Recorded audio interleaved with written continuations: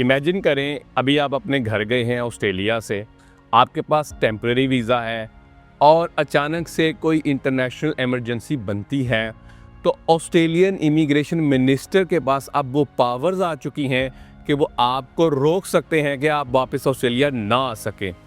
ये extreme reason जो है, जैसे याद करें कोविड के दिनों में क्या हुआ था, वीज़ाज़ आपके पास होते थे लेकिन ट्रैवल नहीं कर सकते थे ऑस्ट्रेलिया आने के लिए।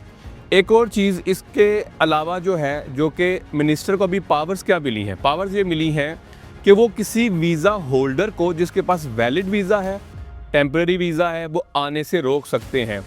आप ये ना समझिए कि ये वीज़ा कैंसिल होगा, कैंसिलेशन ये नहीं है। ये आने के लिए आप समझ लें कि अराइवल कंट्रोल डिटर्मिनेशन है कि आप आ नहीं सकते। इसके अंदर कौन कौन से वीज़ा शामिल हैं, लोग स्पेसिफिकली सवाल ये कर रहे हैं कि भाई कौन सी सब क्लास है। इसके अंदर भाई स्टूडेंट वीज़ाज़ वाले हो सकते हैं, इसके अलावा वर्क वीज़ाज़ वाले हो सकते हैं जो कि 482 वाले होते हैं, इसके अलावा टूरिस्ट वीज़ा वाले हो सकते हैं, बिज़नेस रिलेटेड किसी ने आना है, टूरिज़म के लिए आना है, वो हो सकते हैं।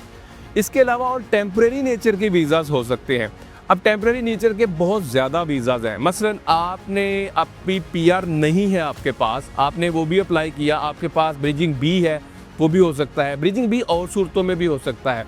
अच्छा, अब इसके अंदर है क्या, जो परमानेंट वीज़ा होल्डर है ये उनके लिए नहीं है क्योंकि वो वीज़ा होल्डर है, सिटीज़न तो बिल्कुल आ सकते हैं, जा सकते हैं।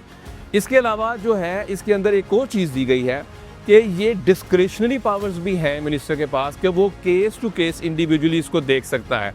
यानी किसी के पास टेम्परेरी वीज़ा है, आना चाहता है, उसके पास कंपेलिंग रीजंस हैं, तो मिनिस्टर के पास पावर्स हैं, वो आने की इजाज़त दे सकता है। ये है क्या, इसके लिए इसको पार्लियामेंट में नहीं जाना, सिर्फ प्राइम मिनिस्टर और फॉरेन मिनिस्टर से साइन ऑफ करवाना है और भाई इम्प्लीमेंट ये कर सकता है जो इमिग्रेशन मिनिस्टर है। अब इसमें है क्या, अब इम्प्लीमेंटेशन में ये है कि 6 महीने तक वहाँ से कोई नहीं आ सकता और 6 महीने को एक्सटेंड भी किया जा सकता है, रीन्यूएबल है, जितनी दफ़ा मर्जी चाहे। ये बहुत बड़ी पावर्स हैं जो कि इमिग्रेशन मिनिस्टर को मिल गई इस बिल की वजह से। अब ये बिल पास हो चुका, मैंने पहले वीडियो बनाई थी, उस पर यह था कि भाई बिल अभी पास होने वाला है, तो इस पे मैंने आपको इंटीमेट किया था कि भाई ये जो है पास हो सकता है। अब ये बिल पास हो चुका, अब बिल की जो पावर्स हैं वो मिनिस्टर के पास आ चुकी। तो आपने इस पे अब जो सवाल पूछ रहे हैं, यार क्या मैं उसमें आता हूँ, तो ये अभी तक किसी किस्म की कोई किसी कंट्री की लिस्ट नहीं है, किसी जो वीज़ाज़ हैं उसकी लिस्ट नहीं है, कहा यही गया है टेम्परेरी वीज़ाज़, और मैंने उसके ऊपर कुछ मिसालें भी आपको दी हैं। तो इसके लिए आपको अगर कोई ट्रैवल करना है तो इंटरनेशनल हालात के ऊपर नज़र रखते हुए ट्रैवल करें। मुझे ऐसे लगता है वो वाले मुल्क आएंगे जिनके ऊपर जो अभी ये रिसेंटली जो जंग हो रही है, जो ईरान उसके अंदर शामिल है, इसराइल अंदर शामिल है, अमेरिका शामिल है, मिडल ईस्ट के जो ममालिक हैं वो इम्पैक्टेड हैं। तो बहुत सारे ऐसे ममालिक हैं वो जो इम्पैक्ट हो सकते हैं। डेफिनेटिव लिस्ट देना मेरे लिए तो मुमकिन नहीं है, अभी मिनिस्टर को भी पता नहीं क्या क्या उसके जहन में चल रहा है, अभी भी ये मालूम नहीं है। लेकिन अगर आप ट्रैवल करना चाहते हैं, ट्रैवल वाइजली, अगर आप वापस आना चाहते हैं तो वापस आप अपने प्लान्स के मुताबिक आएँ, लेकिन इंटरनेशनल हालात को अपनी मद्देनज़र रखें, नज़रों में रखें कि चल क्या रहा है।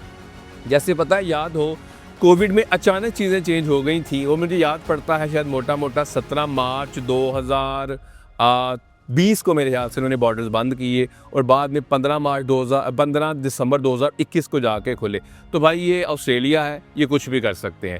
इंटरनेशनल हालात पे नज़र रखें, बिल पास हो चुका, अभी इसका कोई किसी किस्म का जो इक़दामात अभी नहीं हुए, जैसे जैसे अपडेट्स आएंगी हम आपको बताते रहेंगे। Follow for more, thank you.